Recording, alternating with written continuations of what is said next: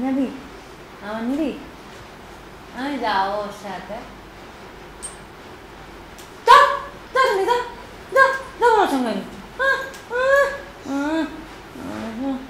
বাজলো বুঝলো বাজলো বুঝলো আস্তে আস্তে স্টিম হয়ে যাচ্ছে।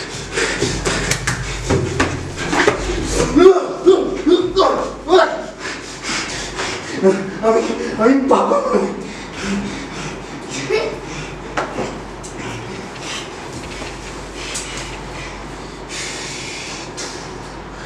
বলে আমরা যেটা করি, ধরো ও তুমি, ধরো আমি এরকম ধরতাম, দেখো আমি তোমায় সত্যি ভালোবাসি, ট্রাস্ট মি, কিন্তু বুঝতেই পারছো তো বাড়িরও তো একটা ব্যাপার আছে, আমি আমি না তোমাকে ঠিক বোঝাতে পারছি না। দেখো তোমাকে আমি এর আগে অনেকবার বলেছি যে তুমি একটা কিছু করো, তুমি একটা কিছু করো, কিন্তু তুমি আমার কথাটার কোনো গুরুত্বই দাওনি।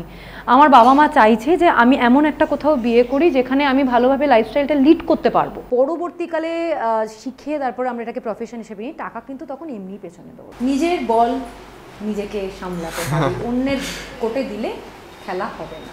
একটা সার্টেন টাইমের পর গ্ল্যামার যখন চলে যাবে তখন কিন্তু অভিনয়টা তারা নেয়, তারা কাজ দেয় না। প্রপার চ্যানেল, প্রপার যে চ্যানেলগুলো আছে তারা কোনোদিন তোমার কাছে টাকা চাইবে না। আরেকটা জিনিস আমি প্রত্যেককে বলবো, বেসিক এডুকেশন ইজ মাস্ট। যিশুর বাবা মারা যান, যিশু সিনেমার শুটিং শেষ করে, বাবাকে দাহ করে, এসে আবার শুটিং জয়েন করে। আমাদের যে সিচুয়েশনই হোক না কেন, আমাদের যদি শুটিংয়ে যেতে হয়, আমাদের মুখে মেকআপ করে, আমাদেরকে ওই হাসি ফুটিয়েই আমাদের কিন্তু কাজটা করতে হয়। নমস্কার, নিবেদিতা অনলাইনে আপনাদের স্বাগত। আজ আবার ওয়ার্কশপ। আজকে আমাদের মধ্যে আছে সৌমিলি। আর সৌমিলি তো একজন নৃত্যশিল্পী এবং অভিনেত্রী, এবং ওর অনেক গুণ। তো খুব অভিনেত্রী যখন এবং অভিনয় শেখাতে যখন এসছে তখন সেই দিকটা নিয়েই কথা বলি, কিন্তু তার সঙ্গে নাচটাও থাকবে। তার কারণ নাচের যে ভঙ্গি এবং যে মুদ্রা সেইগুলো কিন্তু অভিনয়ে অনেক সময় কাজে আসে। সেই বিষয় নিয়ে একটু ওর সঙ্গে একটু আলোচনা করে নিই। সৌমিলি, এই যে অভিনয়, এই তোরা মানে অভিনয়ের মধ্যে যারা ধর নাচ শেখে আর যারা ধর নাচ শেখে না, হ্যাঁ, না শিখে আসেন, তো আমি তাদের মধ্যে কি কোনো পার্থক্য হয়? মানে নাচ শিখে এলে কি অভিনয়টা সোজা হয়ে যায়? হ্যাঁ, এটা কিছুটা বলতে পারো, কারণ দেখো নাচটাও তো একটা অভিনয়, মানে একটা ফেশিয়াল এক্সপ্রেশন, হাতের মুভমেন্ট, এবং তুমি যখন স্টেজে লাইভ অডিয়েন্সের সঙ্গে ইন্টারঅ্যাক্ট করছো, যেটা অনেকটা ফ্রি হয়ে যায় মানুষ। মানে যেটা আমাদের ক্যামেরার সামনে একটা জড়তা থাকে, সেই জড়তাটা কোথাও একটা যেন কম, কিছুটা হলেও তো কম হয়। এবং তোমার মানে নাচতে গেলেও কখনো ইমোশনাল হতে হয়, কখনো হাসতে হয়। তো এই যে এই কিছুটা তো হেল্প তোমার করে, যেরকম আমাদের নাটক শিখে এলে অনেকটা হেল্প করে, যেরকম নাচের ক্ষেত্রেও, নাচও অনেকটা, নাচ তো অভিনয়, মানে তার একটা অংশ, একটা ফেশিয়াল এক্সপ্রেশন তো আছেই, তো ডেফিনেটলি কিছুটা হেল্প তো হয়, কিছুটা হেল্প তো হয়। নাটক, নাচ এইগুলো যদি আগে থেকে কারো শেখা থাকে তাহলে সেটা একটা সুবিধা হয়, একটা এক্সট্রা অ্যাডভান্টেজ বলতে পারো আর কি, ওটা একটা অ্যাডভান্টেজ। হ্যাঁ, তুই কবে থেকে নাচ, মানে তোর তো নাচটা অনেক ছোটবেলা থেকে একদম একটু বল করতে শিখেছিস? আমি যখন আমার 3+ আর কি, তখন আমি নাচ শুরু করি, মানে তখন পড়াশুনো স্কুলেও তখন আমি যাইনি, এবং আমার যখন 3 বছর বয়স তখন যেটা হতো আর কি, ওই তখন তো আমাদের টেপ রেকর্ডার ছিল, তো টেপ রেকর্ডের সাথে সাথে একটু মিউজিক হতো, রবীন্দ্রসঙ্গীত গান বাজতো, তখন আমি মুভমেন্ট করতাম, নাচতে ভালোবাসতাম। তো সেটা থেকে মার কোথাও একটা মনে হয়েছিল যে ওর নাচে খুব ইন্টারেস্ট, তো তখন আমি কত্থক ফার্স্ট আমি শিখি, সন্দীপ ভট্টাচার্য বলে একজন ছিলেন, সেখানে আমি কত্থক শিখি। তারপরে তোমার যখন আমি স্কুলে ভর্তি হই, তো স্কুলের ওই পড়াশুনোর পাশে পাশে আস্তে আস্তে আমি নাচটাও শিখতে লাগলাম। আমি ভারতনাট্যম দিয়ে আমার কেরিয়ার শুরু। আমি যখন নিজে ক্লাস 11-এ পড়ি তখন আমি সিলেবাসে নেই করেছি আর কি, আমার অ্যাঙ্কারিং, হ্যাঁ অ্যাঙ্কারিং যেটা দিয়ে আমার শুরু। যেটা গুণ সেটা হচ্ছে যে ও অভিনয়ের সঙ্গে সঙ্গে ও নৃত্যশিল্পী এবং ভীষণ ভালো অ্যাঙ্কারিং করে। ও একটা সিলেবাসে নেই বলে একটা অনুষ্ঠান হতো, আপনারা দেখেছেন কিনা আমি জানি না, অনেক দিন চলেছে এবং খুব হিট সিরিয়াল, মানে মানে নন ফিকশন, বিভিন্ন স্কুলে স্কুলে ঘুরে ঘুরে ছাত্রদের সঙ্গে ইন্টারাকশন করে নানা, যেগুলো সিলেবাসের বাইরে যে এক্সট্রা কারিকুলার অ্যাক্টিভিটিস সেইগুলোকে নিয়ে তারা বাংলায় এই অনুষ্ঠানটা পপুলার ছিল, খুব পপুলার, এবং ও খুব সুন্দর করে এটা করতো এবং ছাত্রদের সঙ্গে মিশে, তো সেখান থেকেও তো একটা অভিজ্ঞতা একদমই, এবং অভিজ্ঞতা, এবং এটা কেউ বললে বিশ্বাস করবে না, আমি কিন্তু অ্যাঙ্কারিং কোথাও শিখিনি। হ্যাঁ, এবং যিনি ডিরেক্টর ছিলেন সর্বজিৎ চক্রবর্তী, আজও তাকে আমি টিচার্স ডেতে উইশ করি, টিচার মানি। তো মানে উনি আমাকে বলে দিতেন, আমি কানে কথাটা নিতাম, নিয়ে আমি তখন কোনো স্ক্রিপ্ট ছিল না, এবং তখন আমি কিন্তু অ্যাঙ্কারিং করতাম, যেটা আমাকে বলে দেওয়া হতো সেটাকেই নিজের মতো করে। উনি বলেছিলেন যত নিজে ইমপ্রম্পটু ভাবতে পারবি এবং যত নিজের ভেতর থেকে জিনিসগুলোকে আনতে পারবি, তত জিনিসটা ন্যাচারাল হবে। তো সেইখান থেকেই ওই অ্যাঙ্কারিং শেখা। অভিনয়টা কোথায়, কোন ছবি দিয়ে শুরু হলো বল? প্রথম আমি সিরিয়াল করেছিলাম, তখন আমি ক্লাস 11-এ পড়ি, সেটা হচ্ছে সীমারেখা। হ্যাঁ, সীমারেখা, বীরেশ চট্টোপাধ্যায়ের ডিরেকশনে। তো তখন আমাদের ক্ষেত্রে তো ভীষণ ধরে ধরে কাজ হতো, খুব ধরে ধরে শেখানো হতো, যেটা এখন তোমার সময়ের খুব অভাব হয়ে গেছে, বাট তখন তো আমাদের এত সময়ের অভাব ছিল না, সুন্দর করে করে সময় পাওয়া যেত কাজ করানো। তো ওটাই আমার ফার্স্ট সিরিয়াল ছিল, সীমারেখা। তারপরে যখন আমি গ্র্যাজুয়েশন কমপ্লিট করি সেই বছর আলো রিলিজ করে, তো আলো ওয়াজ মাই ফার্স্ট, তরুণ মজুমদারের আলো ওয়াজ মাই ফার্স্ট ফিল্ম। তো এই আর কি, এইভাবে তারপরে। আচ্ছা, তুই কি বলবি যে এই যে শিখে আসা আর মানে কাজ করতে করতে শেখা, দুটোর মধ্যে তো পার্থক্য আছে? মানে আগে যারা ধরো তোরা কাজ করেছিস, তারা তো কাজ করতে করতে শিখেছিস, কিন্তু এখন যারা এখানে আছে তাদের শিখে যেতে হবে, কারণ ওখানে গিয়ে তারা শেখার সুযোগ পাবে না। এটা সত্যি তো? মানে এখানে মানে পুরোপুরি মানে পুরো জিনিসটা শিখে গেলেই ভালো হয়, এটা মনে হয় কি তোর? একেবারেই তাই, কারণ তখন দেখো হয়তো দুটো চ্যানেল ছিল, ঠিক আছে, দুটো চ্যানেলে হয়তো খুব লিমিটেড কিছু সিরিয়াল হতো, কিন্তু এখন প্রচুর চ্যানেল, প্রচুর সিরিয়াল, প্রচুর আর্টিস্ট, তো যার জন্য এখন না সময়টা ভীষণ কম দেওয়া হয়। এখন এরকম টার্গেট দেওয়া হয় হয়তো একদিনের মধ্যে আমাকে এতটা একটা গোটা এপিসোড শ্যুট করতে হবে, এবার একটা গোটা এপিসোড মানে পরের দিনের কোনো ব্যাংকিং আমাদের হাতে থাকে না, তো ন্যাচারালি তখন আমাদের কি হয়, ভীষণ তাড়াতাড়ি শ্যুট করতে হয়। তো ওই শিখিয়ে নিয়ে হয়তো একটা মানে ছবি দিয়ে দেওয়া হলো বা একটা ক্যারেক্টারকে ব্রিফ করে দেওয়া হলো, সেইটার উপরে বেস করে কিন্তু তখন সবাইকে অ্যাক্টিংটা করতে হয়। আগে যেরকম রীতিমতো ওয়ার্কশপ হতো, মানে স্ক্রিপ্ট নিয়ে বসা হতো, এক সপ্তাহ আগের শুটিং আমাদের হাতে থাকতো, কিন্তু এখন কিন্তু সেইগুলো কোনোটাই নেই, ব্যাংকিং থাকে না, মানে আমরা জানি না কালকে কি শুটিং হবে, পরশু কি সিন হবে, পরশু কি টেলিকাস্ট হবে, তো সেই জায়গায় একেবারে তৈরি হয়ে মানে পুরো জিনিসটা মানে কমপ্লিট করতে তোমার অনেক সুবিধা, মানে একদম পুরো মানে অ্যাথলিটদের মতো মানে পুরো প্র্যাকটিস করে গিয়ে ওখানে দৌড়ানোর মতো, না হলে খুব মুশকিল হবে। এত বেশি কম্পিটিশন, তুমি গিয়ে যদি ভাবো আমি শিখবো, আমি তুমি নিজেকে গ্রুম করতে পারো, সেটা আলাদা জিনিস। আচ্ছা, তুই কার কাছ থেকে শিখেছিস? মানে অভিনয় শিখেছিস? দেখো, আমি যাদের হাতে আমার অভিনয় শেখা, মানে আমি খুব লাকি, আমি প্রভাত রায়কে পেয়েছি, আমি বীরেশ চ্যাটার্জিকে পেয়েছি, আমি তরুণ মজুমদারকে পেয়েছি, আমি ঋতুপর্ণ ঘোষকে পেয়েছি অভিনয় জগতে আমি বলছি। তারপরে আমাদের সিরিয়াল জগতে দেবীদাস ভট্টাচার্য ছিলেন, অনিন্দ সরকার ছিলেন, রবি ওঝার সঙ্গে আমার একটা কাজ করার সুযোগ হয়েছিল, মানে তখনকার সিরিয়ালের যারা সব মানে দিকপাল একদম বলতে পারো। তারপর তপন সিনহার সঙ্গে সেই ছবিটা আলটিমেটলি হয়নি, বিকজ উনি মারা গেছিলেন, তিন ইন্টারাকশন এবং ওনার সঙ্গে ওয়ার্কশপ, যেটা রীতিমতো ওয়ার্কশপ হতো, তো সেই জিনিসগুলো আমরা করেছিলাম। তো আমাদের জেনারেশনটা খুব লাকি যে অনেক ভালো ভালো ডিরেক্টর এখনও আছেন ডেফিনেটলি, বাট তখন সময় দিতে পারতেন, মানে আমাদের কি অ্যাক্টিং করতে হবে, কালকে কি অভিনয় করতে হবে, তো সেইগুলো রীতিমতো ক্লাস হতো।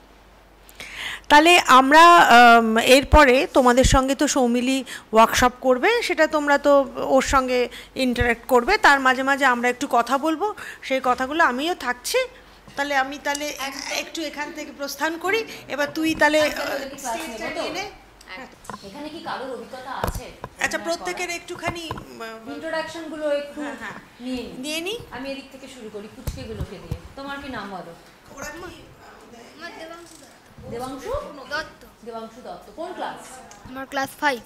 ক্লাস 5। তো হঠাৎ অভিনয় কেন ইচ্ছা হলো? করেছো কখনো? না। তোর কি নাম? সার্থক সাঁতরা। বিচ্ছু মনে হচ্ছে দেখে। বিচ্ছু না? এক্স্যাক্টলি পিছন থেকে বলছি, খুব বিচ্ছু না? চোখ মুখ বলছে তাই। কি ভালো লাগে সব থেকে মারামারির ফাইট সিকোয়েন্স, তাই না? দেবাংশু দত্ত।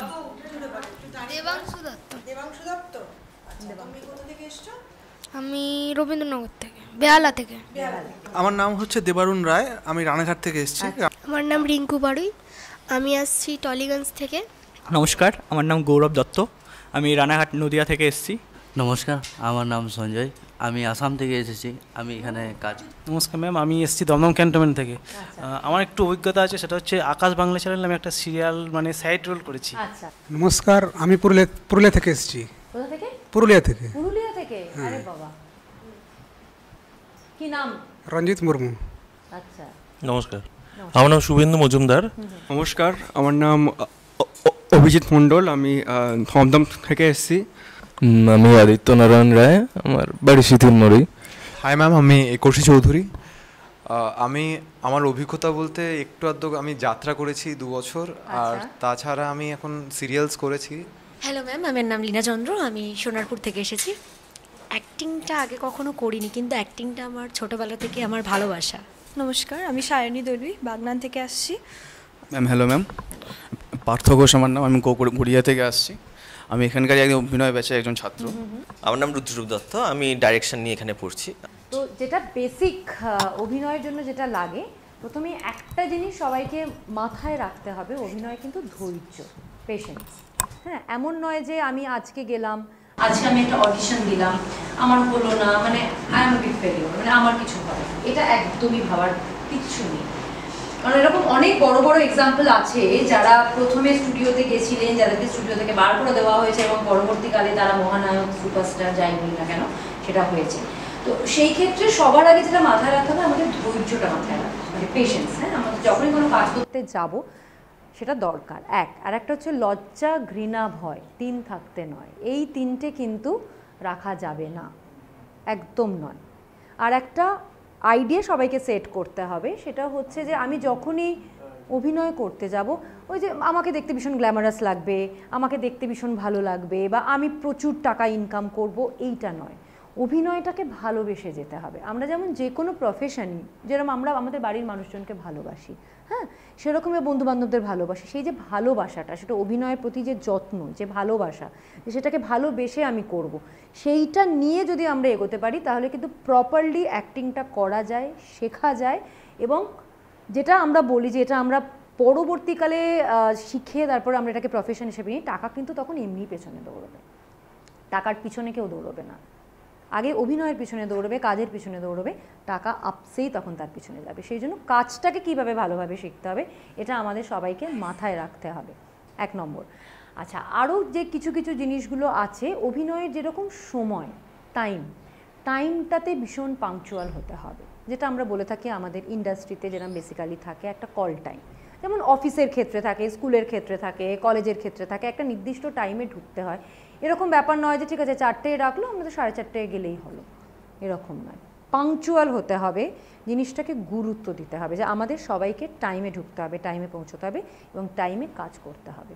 এবং সেইখানে গিয়ে কনসেন্ট্রেশন, যেটা যখন আমাদের স্ক্রিপ্ট দেওয়া হয়, যেমন আমাদের সময় যেটা হতো, একটা সময় দেওয়া হতো, ধরো 1 মাস আগে কেউ স্ক্রিপ্ট দিত, কেউ হয়তো 15 দিন আগে স্ক্রিপ্ট দিত, বাড়িতে পড়ে নিজেকে প্রিপেয়ার করে সেই সময়টা আমরা পেতাম।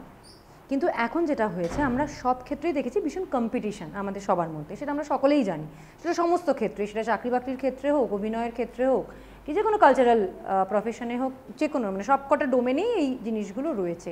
তো সেইটা পার্টিকুলারলি যেটা করতে হবে, যে আমাদেরকে জিনিসটা, আমাদের টার্গেট যেটা, সেটাকে আমাদের মাথায় রাখতে হবে, যে আমরা কি করতে যাচ্ছি, আমরা কি করব, আমাদের কি কনসেপ্ট, সেই জিনিসগুলোকে আমাদের মাথায় ভালোভাবে ক্লিয়ার করে নিতে হবে। এবং আরেকটা জিনিস, সময় যেহেতু এখন ভীষণ কম, নিজেকে বাড়িতে আগে ভালোভাবে গ্রুম করতে হবে। কেউ আমাকে গ্রুম করিয়ে দেবে বা আমি স্ক্রিপ্ট পেয়ে যাব, সেটা নয়। যেমন অনেকের আড়ষ্টতা থাকে ডায়লগ বলতে গেলে, কথা বলতে গেলে অনেকের আমরা দেখেছি যে একটু আটকে যায়, বেঁধে যায়। এটার জন্য কি দরকার, ভীষণভাবে বই পড়া দরকার বা নিউজ পেপার পড়া দরকার, এবং সেটা সাইলেন্টলি নয়, আটার করে, মানে আমরা যেটাকে বলি উচ্চারণ করে। সেই উচ্চারণ করলেই কিন্তু যেটা জড়তা, সেই জড়তাটা কাটে, স্পষ্ট যে ব্যাপারটা, সেই ব্যাপারগুলো আস্তে আস্তে চলে আসে। এবার ধরো আমরা অনেক সময় তো অনেকে সিরিয়াল দেখছি, অনেকের আমরা ফ্যান, অনেকের আমরা অভিনয় দেখছি, অনেকের আমরা রিয়াকশান দেখছি। এবার যখন যাকে ফলো করবে, যখন তোমরা এন্টারটেনমেন্টের জন্য সিনেমা দেখছো, ইটস ফাইন, সেটা তোমরা মজা করছো, এনজয় করছো, সব ঠিক আছে। কিন্তু যদি কারোর অ্যাক্টিং দেখে মনে হচ্ছে যে একে আমার ভীষণ ভালো লাগে, একে আমি ফলো করছি, আমি অ্যাক্টিংয়ের এই জিনিসটাকে ফলো করব, তখন তার গোটা বডি ল্যাঙ্গুয়েজটাকে তোমাকে ফলো করতে হবে। মানে সে কীরকমভাবে হাঁটাচলা করছে, সে কীরকমভাবে ডায়লগ থ্রো করছে, সে কীরকমভাবে এক্সপ্রেশন দিচ্ছে। সব থেকে কঠিন জিনিস হচ্ছে একটা ডায়লগ ধরো লেখা আছে মা আমি এখন চললাম, পরে তোমার সঙ্গে কথা হবে, তো ক্যাজুয়ালি আমরা বলতে পারি, এটা আমরা অনেক টোনেই বলতে পারি, মা এখন আমি চললাম, পরে তোমার সঙ্গে কথা হবে, আমার ভীষণ তাড়া। বা আমি হয়তো মাকে ভালোভাবে বললাম, মা এখন আমি আসছি, পরে কথা বলবো। খুব সিম্পল এই জিনিসগুলো, কিন্তু এই ডায়লগটার এগেনস্টে যে রিয়াকশান দেবে, ধরো যে মা বা যে বাবা, আমি বলে যাচ্ছি যে ক্যারেক্টারটা বলে গেল, এবার ধরো সে আমার কথা না শুনে সে হয়তো বেরিয়ে যাচ্ছে, মানে তার খাওয়ার সময় নেই, তাকে আমি কিছু জ্ঞান দিচ্ছিলাম বা বোঝাচ্ছিলাম, সে বলল যে মা এখন আমি চললাম, তো সেটার কথা শুনে একটা মা বা বাবার কী হতে পারে, ও সেই রোজ একই জিনিস একই কথা, একে আর মানুষ করতে পারলাম না। এই যে ধরো রিয়াকশানগুলো, এই যে সিম্পল রিয়াকশান, অনেকে হাসিতে উফ সত্যি মানে পারেও ছেলেটা হলো, অনেকে বললো উফ বাবা কী করবো আমি একে নিয়ে, জানি না এর ফিউচারে কী হবে। তো এই যে সাইলেন্ট কিছু রিয়াকশান কিন্তু প্রত্যেকের ধরা হয়, সবসময় তো ডায়লগ থাকে না। এই জিনিসগুলোকে অবজার্ভ করতে হবে, দেখতে হবে, এইগুলো ছোটো ছোটো জিনিস কিছু। তারপর অনেক ক্ষেত্রে যেরকম ধরো ইমোশনাল কিছু সিন থাকে, আমরা সবাই জানি ইমোশনাল সিন কোনো ব্যাপার না, চোখে একটু গ্লিসারিন নিলাম, কেঁদে ফেললাম, হয়ে গেল। কিন্তু না, ইমোশনটা কিন্তু শুধু মুখের না, ইমোশনটা ভেতর থেকে আনতে হবে।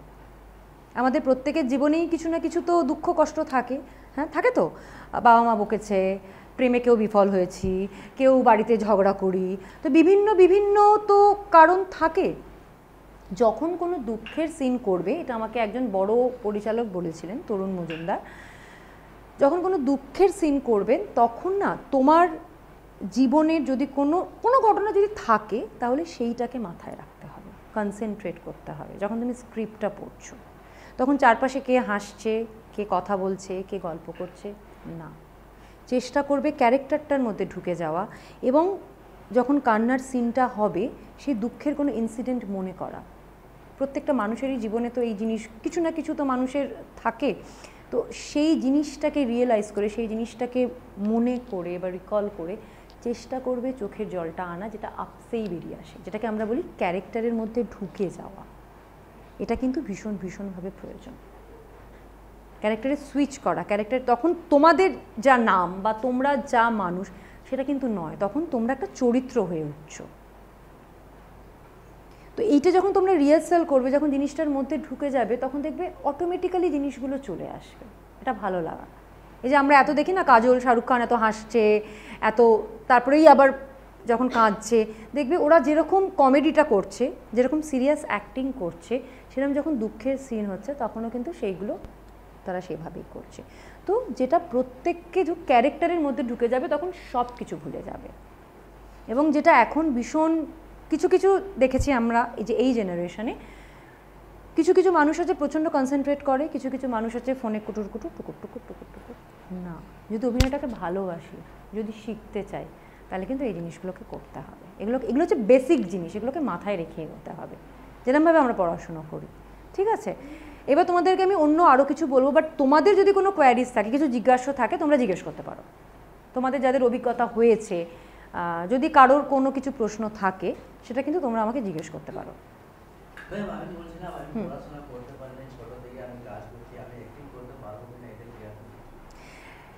দেখো তোমার ক্ষেত্রে কথা বলি, তোমার যেহেতু তুমি বাংলায় অ্যাক্টিং করতে চাও, তোমাকে বাংলা ভাষাটাকে একটু সরল করতে হবে, তোমাকে বাংলাটার জন্য একটু বাংলা পড়তে হবে। তোমার এই যে ধরো, হ্যাঁ মানে তুমি তো শুধু নন বেঙ্গলি ক্যারেক্টার করবে তা তো নয়, মানে আধা বাংলা বলবে, আধা হিন্দি বলবে, তোমার বাংলাটাকে আগে স্পষ্ট করতে হবে। সেইটা তুমি চেষ্টা করো। এখন এখানে অনেক ক্লাস হয়, যেমন স্পোকেন ইংলিশের ক্লাস হয়, সেরকম বেঙ্গলি ক্লাস হয়। ওই বাংলা ক্লাসটা যদি তুমি অভিনয়টাকে সিরিয়াসলি করতে চাও, তাহলে তোমাকে করতে চাও, টাইম পাও না, কিন্তু তোমাকে এই সময়টা বার করতে হবে। বাঙালি বন্ধু আছে? বাঙালি বন্ধু আছে, তো তাদেরকেই বলো, তাদের সঙ্গে বাংলায় কথা বলো। ওদের সঙ্গে বাঙালি কথা করি, লেকিন ওরা অন্য জায়গায় থাকে না। আচ্ছা, মানে একসঙ্গে থাকা হয় না, নেশা পানি করতে থাকে, কোথায় কি করতে থাকে, তো ওসব ধান্দায় অল্প কম থাকি আমি, তো কম করো। তাহলে তুমি যেটা করবে, তুমি বাংলা পড়তে পারো কি? না, পারো না। তাহলে তোমাকে একটু বাংলা অক্ষরগুলোকে শিখতে হবে। সেটা যদি তুমি কাউকে একটু বলো, তোমাকে যদি কেউ হেল্প করে, হ্যাঁ, যে একটু বাংলা অক্ষরগুলোকে শিখে, তোমার হয়তো একটু সময় লাগবে, কিন্তু বাংলা বলাটা, কারণ তুমি বাংলায় স্ক্রিপ্ট পড়তে না পারলেও অসুবিধা হয় না, কারণ মানে ওগুলোকে যেটা হয় আমরা ট্রান্সলেট করে দিই, মানে আমরা চেঞ্জ করে দিই, যত হিন্দিটাকেই বাংলায় মানে বাংলাটাকে হিন্দিতে লিখে দেওয়া হয়, সেটা দেখে অনেকে বলে, কিন্তু বাংলা ভাষাটাকে স্পষ্ট করতে হয়, বাংলা সেটার জন্য তুমি চেষ্টা করো। কারণ তুমি বাংলা না জানলে বাংলা কাগজও পড়তে পারবে না, নিউজ পেপার মানে পেপার পড়তে পারবে না বা বই পড়তে পারবে না, তাহলে তোমার বাংলার আড়ষ্টটা তো থেকে যাবে, সেটাকে তোমাকে ক্লিয়ার করতে হবে।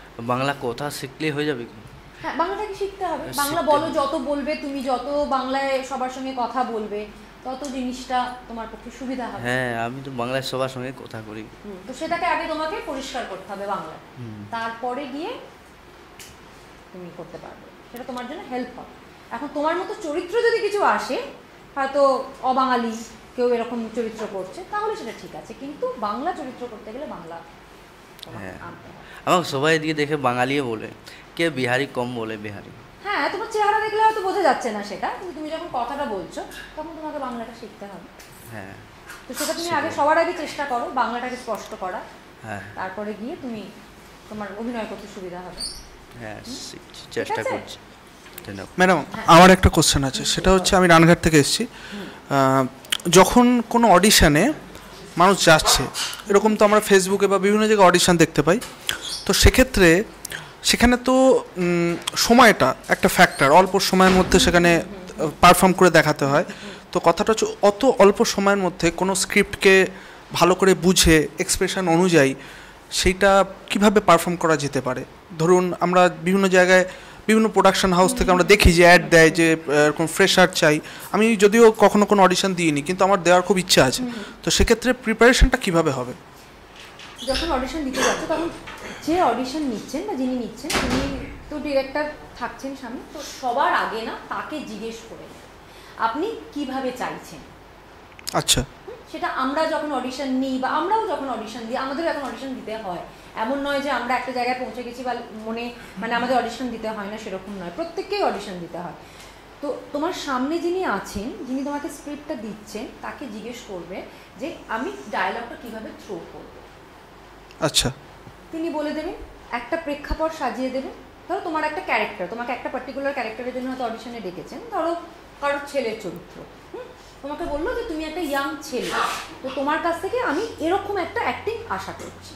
আচ্ছা, মানে ওনারা বলে দেবেন, ওনারা সেটা বলে দেয়। আচ্ছা, এবার সেটা ওনাদেরকে জিজ্ঞেস করে নেবেন, দাদা আমি কিভাবে এটা বলবো বা আপনি কিরকম চাইছেন, এইটা কিন্তু জেনে নিতে হবে।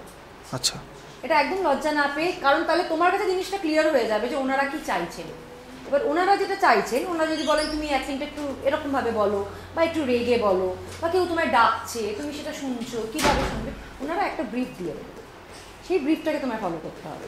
ফলো করে, এটা কিন্তু আমি বলছি ফিকশনের ক্ষেত্রে, মানে সিরিয়াল বা সিনেমা এইসবের ক্ষেত্রে। নন ফিকশনটা তো অন্যরকম, মানে কেউ যদি কোনো গেম শো খেলতে যায় বা কেউ যদি অ্যাঙ্কারিং করতে যায়, সেটা তো আবার অন্যরকম। মানে অ্যাঙ্কারিং করতে গেলে তোমাকে দেখবে যে তুমি কত তাড়াতাড়ি কথা বলতে পারছো, তুমি স্ক্রিপ্ট ছাড়া কত কথা বলতে পারছো, আচ্ছা, তোমার স্টক অফ ওয়ার্ডস কতটা, তোমাকে একটা টপিক দেওয়া হলো, সেই টপিকের উপর তুমি কতক্ষণ কথা বলতে পারবে। স্ক্রিপ্ট তো একটা থাকে, সেটা হয়তো তোমার কিছু ইনফরমেশন থাকে, তাছাড়া কিন্তু কিছু থাকবে না স্ক্রিপ্ট। সেটা মানে ওনাদের কাছ থেকে জেনে নিতে হবে।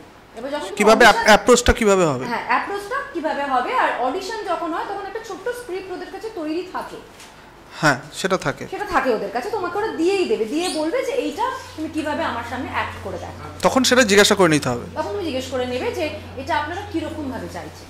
যেমন তোমার ইন্ট্রোডাকশন যদি হয়, তুমি এইভাবে বলে, হ্যালো আমার নাম অমুক, আমি অমুক জায়গা থেকে আসছি, আমার এটা ভালো লাগা, এটা আমি পেশা হিসেবে নিতে চাই, আমি এই নিয়ে পড়াশুনো করেছি, আমার খুব ইচ্ছা আগামী দিনে আমি অ্যাক্টিং করব। এটা আমাদের একদম আমরা ফ্রন্ট ক্যামেরা বলি। তারপরে আমাদের যেটা হয়, যেটা আমরা বলি, আমাদের প্রোফাইল দিতে হয়, সেই প্রোফাইল শটগুলো দিতে হয়, ওকে, সেটা ওরা বলে দেয়। তো বেসিক প্রিলিমিনারি হচ্ছে এই জিনিসটা। ঠিক আছে, থ্যাংক ইউ ম্যাম। আর চেষ্টা করবে বাড়িতে একটু ওয়ার্কশপ, মানে নিজেকে একটু নিজে পড়া। আমরা তো বাড়িতে প্রত্যেকেরই বাড়িতে নিশ্চয়ই রবীন্দ্রনাথ, শরৎচন্দ্র, বঙ্কিমচন্দ্র থাকে, বা ধরো অনেক গল্পের বই থাকে, যে গল্পগুলো আমরা পড়তে ভালোবাসি, তার একটা কোনো চরিত্র নিয়ে আমরা যেটাকে বলি মনোলগ, নিজে নিজে বলা, সেগুলো করতে পারো। তোমার হয়তো কোনো চরিত্র পার্টিকুলারলি কোনো একটা চরিত্র খুব ভালো লাগলো, সেইটাকে তুমি নিজে নিজে আয়নার সামনে বলবে, আমি যদি কাঁদি, যদি আমি এইভাবে কাঁদি, আমি যদি হাসি, বা আয়নাকে তোমার অপোজিট কোনো ক্যারেক্টার ভাব, মানে তোমার এগেনস্টে কোনো একটা ক্যারেক্টার দাঁড়িয়ে রয়েছে, সেইটা ভেবে তার সঙ্গে ইন্টারঅ্যাক্ট করো। ঠিক আছে, এইভাবে নিজেকে আস্তে আস্তে শুরু করো, তারপরে তুমি যেখানে যাবে বা যেখানে অডিশন দেবে নিজে তৈরি করাটা সব থেকে বেশি দরকার। ম্যাম যেটা বলতে চাইছি যে কালচারের অ্যাক্টিভিটির মধ্যে তো অভিনয় পড়ছে, এবার অভিনয়ের মধ্যে যেটা করতে সুবিধাজনক আমার জিজ্ঞাসা করতে চাইছি যে আবৃত্তি বা শ্রুতি নাটক এগুলো তো শুধু মুখের ওপর স্পিকার থাকে, মানে শুধু বলে যাচ্ছে, কিন্তু এটার মধ্যে তো বডি ল্যাঙ্গুয়েজ কিছু থাকছে না। একদমই থাকে। তুমি যখন একটা কোনো কবিতা আবৃত্তি করছো তুমি কি ব্লা ব্লা ব্লা ব্লা ব্লা ব্লা ব্লা ব্লা বলবে না, তুমি যখন একটা কবিতা আবৃত্তি করছো তখন তোমার বডি ল্যাঙ্গুয়েজ থাকবে, তোমার মুখের এক্সপ্রেশন থাকবে। কবিতাটা যখন তুমি পড়ছো কবিতাটার মানে বুঝেই পড়ছো অবশ্যই, হ্যাঁ, এবং কবিতাটা যখন তুমি মানে বুঝে পড়ছো কবিতাটা তুমি কি ব্যক্ত করছো, মানে যখন আমরা বলি যে আমি এই করছি, আমাকে এই বলেছে, আমাকে ওই বলেছে, দুঃখ, তখন ফেশিয়াল এক্সপ্রেশন এবং বডি ল্যাঙ্গুয়েজ পুরোটাই থাকে।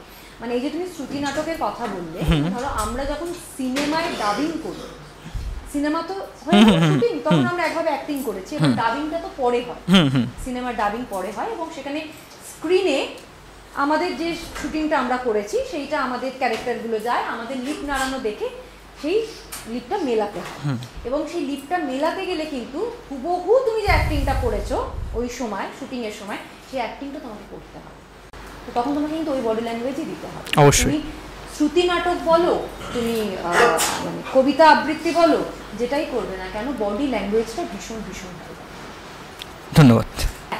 বেসিক্যালি মানে ক্যামেরা অ্যাক্টিংয়ে কীভাবে মানে কতটা কি রিয়াকশন দেবো ওটা কীভাবে বুঝবো, মানে এক্সপ্রেশন লাইক লাউড এক্সপ্রেশন যেটাকে বলা হয়, ক্যামেরার সামনে ওটা লাউড হয়ে যাচ্ছে না খুব মিনিমালিস্টিক হয়ে যাচ্ছে, এটা কীভাবে বুঝবো? দেখো একটা জিনিস মাথায় রাখতে হবে, সামনে যে ক্যামেরা আছে সেটা ভুলে যেতে হবে। তুমি তো যাত্রা করেছো বললে, রাইট?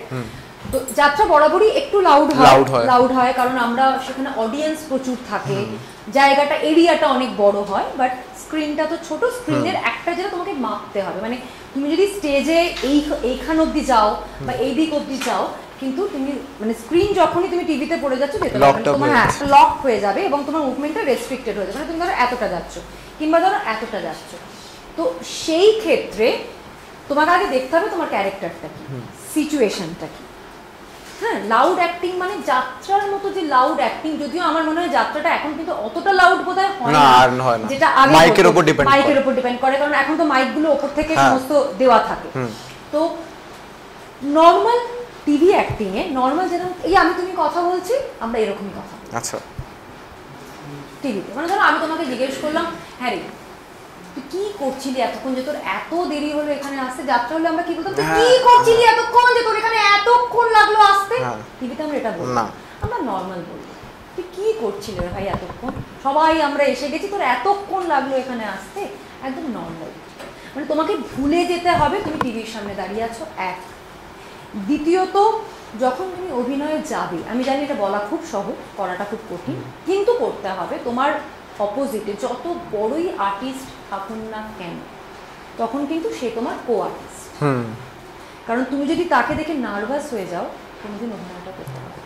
এটা আমাকে বলেছিলেন সৌমিত্র চ্যাটার্জি, সৌমিত্র জেঠু বলেছিলেন, এবং যারা যারা সিনিয়র আর্টিস্ট যাদের সঙ্গে আমরা কাজ করেছি তাদের কিন্তু প্রত্যেকেই, আমরা ন্যাচারালি গিয়ে খুব ভয় পেতাম, খুব টেনশন করতাম, বাবা বলবো কি করে বলবো ডায়লগ। আমার একটা সিন ছিল আমার মনে আছে এখনো, সংগ্রামে বুম্বাদাকে আমি বসে চ্যাটার্জি একটু চর মারা, আমি কিছুতেই মারতে পারছিলাম না চর, মানে অত সিনিয়র একজন মানুষ তাকে কি করে চর মারবে, বুম্বাদা আমাকে টেনে একটা চর বলো এভাবেই তুই আমাকে মারবি। তো এই যে জিনিসগুলো তখন তোমাদের মানে আমরা যেমন এগুলো শিখেছি, কিন্তু এখন আমি যেটা বলছি এখন তোমরা অতটা কোঅপারেশন পাবে কিনা জানি না, কারণ এখন সবাই দৌড়চ্ছে, সবাই ফাস্ট, তো নিজেদেরকে তৈরি করবে এবং সবার আগে মাথায় রাখবে যে আমি অ্যাক্টিং করছি ঠিক আছে, কিন্তু উনিও একজন অ্যাক্টর, আমিও একজন অ্যাক্টর, এবং আমাকে আমার বেস্টটা দিতে হবে। এবং তুমি যেটা জিজ্ঞেস করছিলে না যে প্যারামিটারটা কি হবে, মানে আমি কতটা লাউড হব কতটা কম হবো, সেটা তোমাকে স্ক্রিপ্টই বলে দেবে। আচ্ছা, কি সিচুয়েশনে তুমি দাঁড়িয়ে আছো, তুমি তো এমন একটা সিচুয়েশনে দাঁড়িয়ে আছো যখন দেখছো বাড়িতে হয়তো খুব মানে মনোজ একটা সিচুয়েশন, হয়তো এমন একটা অ্যাম্বিয়েন্স তৈরি হয়েছে যেখানে খুব সফট তোমাকে ডায়লগ বলতে হচ্ছে, তখন তোমাকে জিনিসটাকে সফট করতে হবে, গলাটাকে তুমি সফট করবে। তো মডিউলেশন মানে তোমার একটা আপ অ্যান্ড ডাউন একটা মডিউলেশন, মানে ধরো তুমি পার্টিকুলার একটা কোনো ডায়লগ তুমি মাকে কিছু বলতে পারছো কিন্তু তুমি বলতে পারছো না, তুমি কীভাবে জিনিসটাকে বলবে যে মা আমি, এবং আমাদের সব থেকে বড় প্রবলেম কি জানো, হাত দুটো কোথায় রাখবো। আমরা যখন অ্যাক্টিং করি না, যাদের অভিনয় করার অভিজ্ঞতা আছে তারা বুঝবে আমরা হাত দুটোকে নিয়ে কী করবো। তো এই দুটোকে কাজে লাগাতে হবে। আমি এবার তুমি মাকে কিছু বলতে যাচ্ছি যে মা, মানে মা হয়তো জিনিসটা অ্যাকসেপ্ট করবে কি করবে না বুঝতে পারছি না। আমি মাকে বলতে চাচ্ছি মা আমি তোমাকে একটা কথা বলতে চাই, এরকম আমি বলতে না তোমাকে একটা কথা বলতে চাই। আমরা কিন্তু ক্যাজুয়ালি এরকম মাকে বলি মা তোমাকে একটা কথা বলতে চাই, বা মাকে ধরে মা আমি একটা কথা বলতে চাই, এরকম এটা একটা হয়। বা হয়তো মজার কোনো কথা, মা আমি তোমাকে একটা কথা বলতে চাই প্লিজ শোনো না, একটা দারুণ খবর, এটা আবার এক ধরনের। তো তোমাকে সিচুয়েশন বুঝিয়ে দেবে, তোমাকে স্ক্রিপ্ট বুঝিয়ে দেবে কী সিচুয়েশনে তুমি দাঁড়িয়ে আছো, তখন বুঝতে পারবে যে, বা কারোর সঙ্গে তুমি হয়তো তোমার সঙ্গে ঝগড়া করছি, তোর এত বড় সাহস কি করে হলো যে তুই আমাকে না জানিয়ে এই কাজটা করলি, তো একবার উচিত ছিল আমাকে জানানো। তো এটা হচ্ছে একটা টেম্পো। আবার অনেক সময় অনেক ফুল টেম্পো হয়, আমি তোমাকে খুব ফুললি বলতে পারি তুই একটা এত বড় কাজ করলি, এত বড় ডিসিশন নিলি, আমাকে না জানিয়ে, তোকে একবার উচিত ছিল না আমাকে জানানো। ধরুন রস চেঞ্জ হয়ে গেল, তো তুমি কি পরিপ্রেক্ষিতে বলছো, কিভাবে বলছো, কি সিচুয়েশনটা কি, সেইটা মাথায়। আরেকটা কোশ্চেন ছিল, আমি যখন পুলিশ ফাইল করতে যাই একটা মেন লিডিং রোল পেয়েছিলাম, তো ওখানে আমার একটা প্রবলেম হচ্ছিল, সেটা হচ্ছে মানে যখনই ক্যামেরা নিতে যাচ্ছে তখন আমার একটা মুভমেন্ট সবসময় একটা এই মুভমেন্ট আসতে থাকছিল, হ্যাঁ হ্যাঁ ওই একটা অভ্যাস লেগে গেছিলো আমার। আর আমার মানে যে ডিরেক্টর ছিল অনল চক্রবর্তী, সে একটুখানি কাম মাইন্ডেড ডিরেক্টর ছিল, তাই আদারওয়াইজ আমি যখন মিলি করতে যাই সিরিয়াল, মিলি যখন সিরিয়ালটা করতে যাই তখন যে ওখানকার ডিরেক্টর ছিল, সে আমার যে কো অ্যাক্টর ছিল সে পারছিল না অ্যাকচুয়ালি। তো প্রায় 3 বা 4টে টেকের পর চেয়ার ছুঁড়ে মেরে দিয়েছিল, মানে এতটা রুড দেখেছি। তো এইভাবে অনেক জায়গায় হয় যে আমরা মানে অ্যাক্টিং করার সময় জাস্ট বিকজ ক্যামেরার অ্যাক্টিংটা থাকে, আমরা বুঝতে পারি না হাত, যেটা বললেন আপনি, হাত কখন কোথায় রাখবো, বডি মুভমেন্ট কিরকম থাকবে। তোমাকে কোনো ক্লোজ শট নিচ্ছে, ধরো এই ক্যামেরা, ধরো এইটা ক্যামেরা রয়েছে, ঠিক আছে, এবার ক্যামেরার ওপারে ও আছে, হ্যাঁ, এবার ওকে কিন্তু ক্যামেরা ধরছে না, ক্যামেরা তোমাকে ধরছে, তোমার ক্লোজ শট। এবার ক্লোজে একটা টাইট ফ্রেম থাকে, তুমি যদি নড়ে যাও তাহলে কিন্তু তুমি বেরিয়ে যাবে ক্যামেরা থেকে, তুমি নড়তে পারবে না। তোমাকে যা ডায়লগ থ্রো করতে হবে ক্যামেরাতেই করতে হবে। আর লাইটটাও মেইনটেইন, লাইটটা তো ওরা করে দিচ্ছে, করে তোমাকে দাঁড় করিয়ে দিচ্ছে, হ্যাঁ। এবার তুমি যদি এদিক ওদিক যাও তাহলে শ্যাডো পড়বে, ক্যামেরা থেকে নড়ে যাচ্ছ। তো যখন তোমার ফিক্সড একটা ফ্রেম ওরা করে দিচ্ছে, তুমি ফিক্সডই দাঁড়াও, তুমি হালকা বডি মুভমেন্ট করতে পারবে, তার বেশি নয়, বেশি হাত নাড়াতে। কিন্তু ম্যাম ওই অ্যাট দ্য মোমেন্ট যখন আমার সিচুয়েশনটা লক আপ হয়ে যাচ্ছে যে এই ফ্রেমের মধ্যে আমাকে অ্যাক্টিংটা করতে হবে, ওটা আরো হার্ড হয়ে যায়। ওটাই তো খেলা, ওটাই তো অভিনয়, ওটাই তো অভিনয়। আমরা এমন কো আর্টিস্ট পেয়েছি, আমি হয়তো সিরিয়াস অ্যাক্টিং করছি, ক্যামেরার ওপারে যিনি আছেন তিনি হয়তো হাসছেন, এটা এরকম করছে, আমরা পেয়েছি, কিন্তু সেখানে আমাকে অভিনয় সিরিয়াস করতে হয়েছে। তো এইটাই হচ্ছে তফাৎ।